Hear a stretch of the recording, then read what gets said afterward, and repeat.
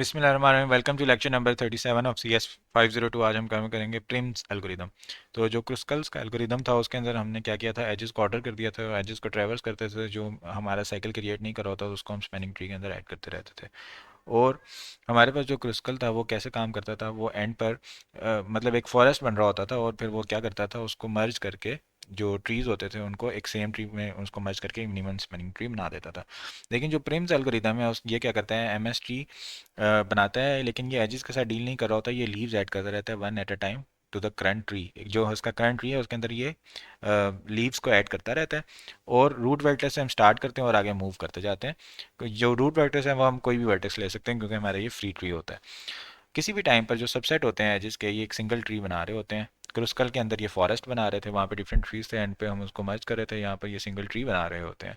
अब हम देखते हैं कि सिंगल वर्टेक्स को हम क्या करते हैं कि leaf as a leaf tree में कब ऐड कर रहे होते हैं। तो हमारे पास जो कॉन्सेप्ट है इसका वो ये है कि हमारे पास जो सेट ऑफ वर्टिसेस हैं, जो एस का करंटली पार्ट है, उसका जो कंप्लीमेंट वी माइनस एस, यानी ये हमारे पास एस है, ये हमारा रूट है, और ये हमारा v माइनस एस है। यानी एक तरफ हमारे पास वो पार्ट है जो अभी हम मिनिमम स्पैनिंग ट्री का पार्ट बना चुके हैं और एक उसके अलावा है। तो इसके दरमियान हम ऐसे एक कट लगाते हैं कि जो s के रूट्स हैं उनसे वो कट पास ना करें। ये हम पहले भी देख चुके हैं, जो मिनिमम स्पैनिंग ट्री की हमारे पास जेनेरिक अप्रोच थी। अब हम क्या करते हैं कि हम नेक्स्ट जो एज ऐड करना होता है, ग्रीडी स्ट्रेटजी उसके अंदर इस्तेमाल करते हैं। जो लाइटेस्ट वेट वाला एज होता है, जैसे यहाँ पर देखें तो हमारे पास जो u है उसका उसके साथ जो एज बन रहा है उसका 4 वेट है, तो हम उसको ऐड करते हैं। जब यू ऐड हो जाता है तो कुछ एजेस ऐसे होते हैं जो अब इसके अंदर से जो कट है उसके अंदर से निकल जाते हैं, और कुछ उसके ये कट यानी आगे मूव कर जाता है। यानी कट अब अपडेट होके इस तरह बन जाता है। अगर आप देखें तो ऊपर जो था कट, यहाँ पे एक और एज था 11 इस जगह पर, उससे भी क्रॉस हो रहा था, अब वो आगे मूव कर चुका है, वो एज उससे रिमूव हो गया, कट अपडेट हो गया, तो अब वो वाले एजेस आ गए हैं जो फर्दर वी माइनस एस के अंदर होते हैं। अब हमें एक एफिशिएंट वे चाहिए होता है कि हम कट को अपडेट करते रहें और डिटरमिन करते रहें लाइट एज को क्विकली। इसके लिए हम क्या करते हैं, एक एल्गोरिदम बनाते हैं, हम प्रायोरिटी क्यू का इस्तेमाल करते हैं। प्रायोरिटी क्यू का इस्तेमाल हम कैसे करेंगे ये भी हम देखते हैं। प्रायोरिटी क्यू के अंदर हम क्या स्टोर करेंगे, हम क्या करते हैं कि हम एजेस को स्टोर करते हैं जो कट को क्रॉस करेंगे, और लाइट वेट्स उसके अंदर से चूज करते रहेंगे। लेकिन इस ये वाला काम भी हम कर सकते हैं, लेकिन इसका एक और एलिगेंट सोल्यूशन है जो प्रिम्स ने बताया है, जो कि एक सिंपलर एल्गोरिदम जनरेट करता है। तो एल्गोरिदम हम बाद में देखते हैं, पहले हम फिगर से समझते हैं। हमारे पास सबसे पहले हम क्या करते हैं कि हमारे पास जो ट्री होता है उसके अंदर हम तमाम एजेस को इन्फिनिटी की एक वैल्यू दे देते हैं कि तमाम एजेस की जो है वो इन्फिनिटी होगी। उसके बाद हम क्या करते हैं कि रूट से स्टार्ट करते हैं। रूट के जो एडजेसेंट एजेस होते हैं उनको देखते हैं क्या वो पहले विजिट तो नहीं हो चुके। अगर वो पहले विजिट हो चुके हैं तो हम क्या करते हैं, उनको इग्नोर करते हैं और देखते हैं क्या उनकी हम की अपडेट कर सकते हैं। अगर की वैल्यू अपडेट कर सकते हैं हम कर देते हैं, अगर मिनिमम की हम अपडेट कर दें। अगर नहीं कर सकते तो अब हम क्या करते हैं, अच्छा सबसे पहले हमारे पास क्या है, सब की इन्फिनिटी हमने सेट की हुई है, प्रायोरिटी क्यू भी हमारी अभी खाली है, ठीक है। अभी आप इसको इग्नोर करेंगे, एक स्टेप मूव कर चुका है एल्गोरिदम। हम बिल्कुल शुरू में जाते हैं जहाँ पे तमाम जो है वो वाइट मार्क हुए हुए हैं, और तमाम की जो कीज़ है वो इन्फिनिटी सेट हुई हुई हैं, और प्रायोरिटी क्यू के अंदर अभी कुछ भी नहीं है, प्रायोरिटी क्यू अभी बिल्कुल एम्प्टी है। और हम क्या करते हैं, हमारे पास एक रूट है, हम उसके जो एजेस वाला लिस्ट है, एडजेसेंसी लिस्ट, उसके अंदर जाके देखते हैं उसके साथ कौन कौन सा एज बन रहा है, ठीक है। जो जो उसके साथ एजेस बन रहे हैं यू वी, ठीक है, उसके अंदर हम देखते हैं कि उसकी की क्या है, उसकी की है इन्फिनिटी। अच्छा उसकी की इन्फिनिटी है तो हम उसका वेट चेक करते हैं। अभी जो उसका वेट है वी का यू की तरफ, वो क्या है, वो वेट है 4 अनडायरेक्टेड ग्राफ में। तो क्या वो इन्फिनिटी से कम है, बिल्कुल 4 इन्फिनिटी से कम है, तो हम उसकी की को अपडेट करके 4 कर देते हैं। यहाँ पे हमने उसको अपडेट करके 4 कर दिया। इसी तरह जो दूसरा एज था उसको देखा, क्या उसकी जो की है वो इन्फिनिटी से कम है, बिल्कुल वो 8 वेट बन रहा है, तो हम इसको 8 अपडेट कर देते हैं। और फिर हम प्रायोरिटी क्यू के अंदर क्या करते हैं, इनको ऐड कर देते हैं। प्रायोरिटी क्यू होती है मिनिमम जो जिसका वेट होता है उसको पहले रखती है। तो प्रायोरिटी क्यू के अंदर हमारे पास 4 और 8 यहाँ पर ऐड हो गया, और इनकी दो की हमने कीज अपडेट कर दी, एक की हमने रख दी 4 और एक की रख दी 8। अब हम क्या करते हैं, प्रायोरिटी क्यू के अंदर से डी क्यू करते हैं सबसे मिनिमम वेट, मिनिमम की वाली वैल्यू को, तो हमारा ये वाला जो वर्टेक्स है ये पॉप होगा, ये बाहर निकलेगा। अब हम देखेंगे इसके एडजेसेंट वर्टेक्स, एक इसका ये है, एक इसका ये है, और एक इसका ये है। अब हम देखेंगे कि इन इसकी वैल्यू तो ऑलरेडी हमारे पास 8 सेट हुई हुई है, ठीक है, जो नीचे वाला है। तो क्या ये इसको कम कर सकता है, इसकी इसके ऊपर जो वेट बन रहा है वो 9, क्या 9 8 से कम है, नहीं, तो इसको ये 8 ही रहने देता है, इसको अपडेट नहीं करता। क्या ये वाला जो 8 है ये इन्फिनिटी से कम है? बिल्कुल कम है। इसको ये अपडेट करके 8 कर देता है। क्या ये 10 इन्फिनिटी से कम है? बिल्कुल कम है। इसको ये 10 कर देता है। तो अब हमारे पास जो कीज़ आ जाती हैं, 4 को हम ब्लैक मार्क कर दिया क्योंकि हमने इसके सारे ट्रेवर्स कर दिए। ये हमारा ब्लैक मार्क हो गया, ये भी ब्लैक, जिसके हम यू के सारे ट्रेवर्स कर देते हैं, जिसको हम ब्लैक मार्क कर देते हैं।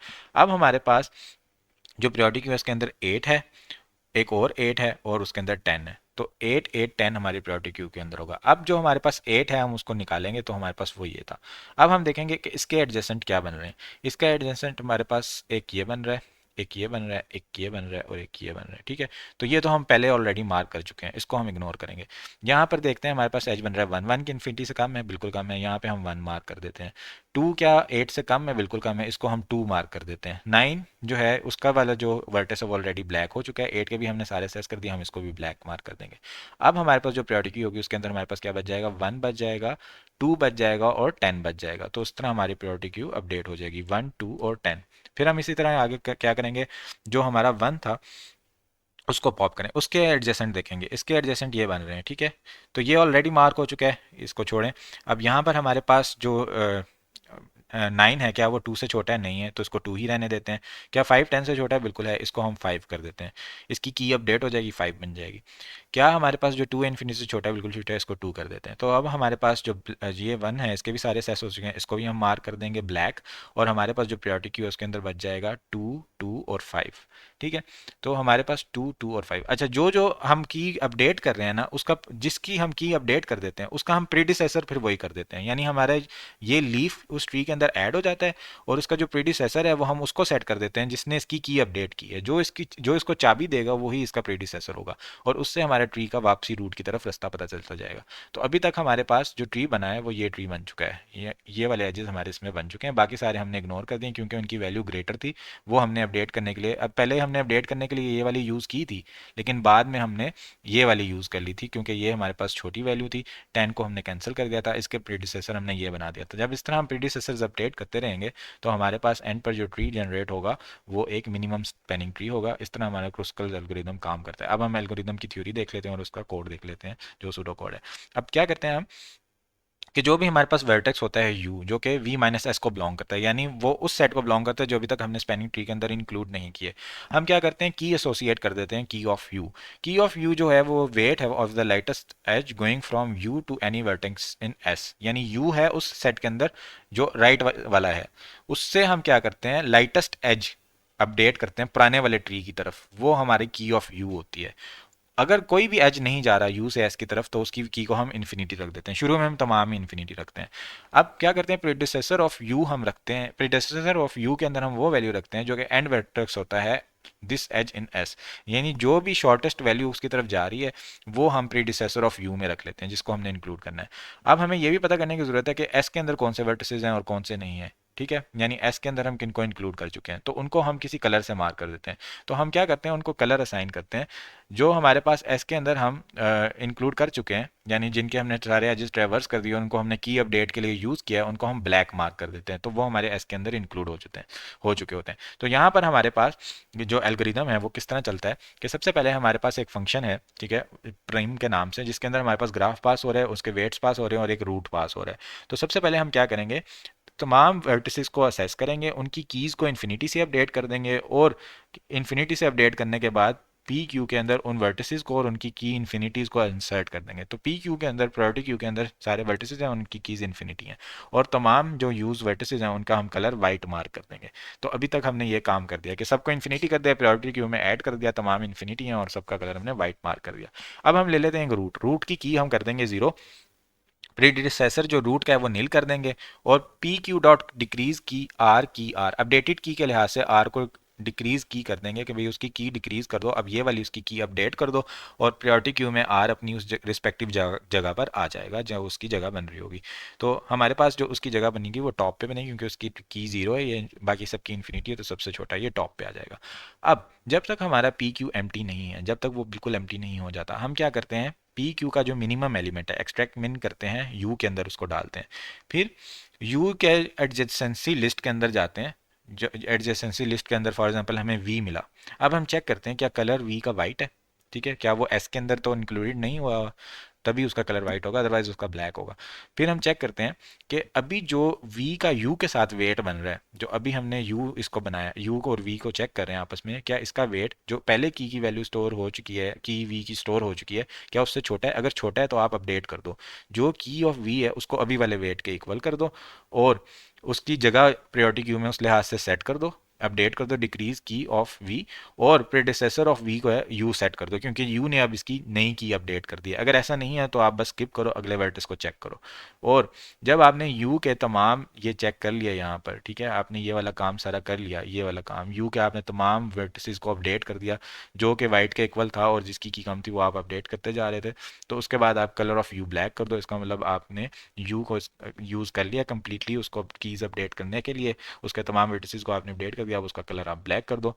और फिर अब आप while P Q not empty पे दोबारा जाओ, जब तक क्यू पी आपका प्योरिटी क्यू एम्प्टी नहीं होता आप उसके अंदर से एक्सट्रैक्ट करते रहो। इस तरह हमारा एल्गोरिदम चलता है।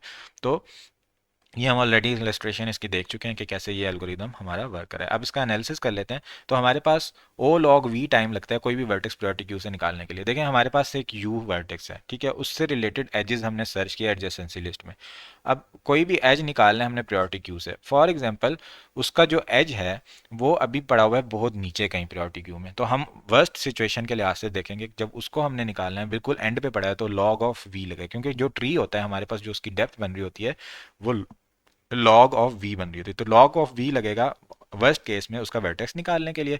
फिर कोई भी इंसिडेंट एज को हम जब पोटेंशियली अपडेट करते हैं और उसकी जब हम डिक्रीज करते हैं की को, तो प्रायोरिटी क्यू दोबारा से अपने आप को सेट करती है, कोई हीपीफाई का फंक्शन लगता है, तो वो भी हमारे पास लॉग वी टाइम ले रहा होता है। तो जो बाकी तमाम जो चीज़ें होती हैं वो कांस्टेंट टाइम ले रही होती हैं, तो हमारे पास जो टोटल टाइम बनता है वो बनता है O of log V plus degree of u log V. Degree of u हम इसलिए इंक्लूड कर रहे हैं कि हमने जो डिग्री से जो यू से वर्टिसेस निकल रहे हैं ना, जो एजेस निकल रहे हैं जिन जिन वर्टिस की तरफ, वो हमें डिग्री ऑफ यू बताएगा कि यू की कितनी डिग्री है, उसके अंदर इन एजेस क्या हैं आउट एजेस क्या हैं, वो तमाम उतने हमने वर्टिसेस निकालने हैं प्रायोरिटी क्यू से, तो इसलिए डिग्री ऑफ यू हम लॉग वी से मल्टीप्लाई करते हैं। अब ओवरऑल रनिंग टाइम जो हमारा बनता है वो बनता है sigma u belong to V log V plus degree of u log V, यही वाला फार्मूला है, ठीक है, इसको हम ऐड करते हैं तो हमारे पास जो टोटल टाइम कम्प्लेक्सिटी आ जाती है। अब लॉग वी इसके अंदर से कॉमन लेते हैं तो हमारे पास बन जाता है 1 plus degree of you. Degree of you unconnected graph के अंदर 2 ई के बराबर होता है, जो कनेक्टेड ग्राफ होता है उसके अंदर out degree is equal to in degree is equal to E होता है, जबकि जो डिसकनेक्टेड ग्राफ है, ठीक है, अनकनेक्टेड ग्राफ है, उसके अंदर 2 ई के बराबर होता है डिग्री ऑफ यू। तो हमारे पास यहाँ पर जो डिग्री ऑफ यू है 2 ई के इक्वल हो जाएगा, लॉग वी वी प्लस 2 ई हो जाएगा। अब जो हमारे पास कांस्टेंट उसको हम इग्नोर कर देते हैं एवरेज टाइम कम्प्लेक्सिटी के अंदर, तो हमारे पास बन जाएगा V plus E log V. Log V ऐसे ही आ गया और वी प्लस सी हमने लिख दिया। अब हमारे अगर वर्टिसेस हैं, अगर हम कहते हैं कि हमारा जो कनेक्टेड ग्राफ है आपस में, तो हमारे पास अगर कनेक्टेड ग्राफ होगा तो हमारे पास जो v की वैल्यू होगी वो e के इक्वल इक्वल ही होगी, ठीक है, यानी हमारे पास जो एजेस होते हैं वो v-1 के इक्वल होते हैं, ठीक है। तो हम यहाँ पे भी e ले लेते हैं, तो हमारे पास जो टाइम कम्प्लेक्सिटी बन जाएगी वो बन जाएगी o of 2e log v, और अगर हम 2 को इग्नोर करें तो o of e log v बन जाएगी, जो कि हमारे पास क्रुस्कल एल्गोरिदम की टाइम कम्प्लेक्सिटी के बराबर बात बन जाएगी, ठीक है, क्योंकि g हमारा कनेक्टेड ग्राफ है, v जो है asymptotically no greater than e, connected graph में यही होता है, बहुत ज़्यादा उससे बड़ी नहीं होती, तो हमारे पास theta E log V time complexity बन जाती है जो कि क्रुस्कल एल्गोरिदम से रिलेटेड होती है। अच्छा, यहाँ पर जो मैं बात कर रहा था, जो हमारे पास डायरेक्टेड ग्राफ होता है उसके अंदर हमारे पास जो इन डिग्री होती है वो आउट डिग्री के इक्वल होती है, और वो इक्वल होता है ई के, ठीक है, नंबर ऑफ एजेस के। ये होता है हमारे पास डायरेक्टेड ग्राफ के अंदर। जो हमारा अनडायरेक्टेड ग्राफ होता है जिसके अंदर डायरेक्शन नहीं, बस एजेस कनेक्ट होते हैं, उसके अंदर जो हमारे पास डिग्री होती है वो इक्वल होती है 2e के। तो ये हमारे पास कॉन्सेप्ट है, डिग्री को इसलिए हमने 2e से रिप्लेस किया। तो यहाँ हमारा लेक्चर एंड होता है। Thank you so much everyone for joining watching. अपनी दुआ में याद रखिएगा। टेक केयर, अल्लाह हाफिज़।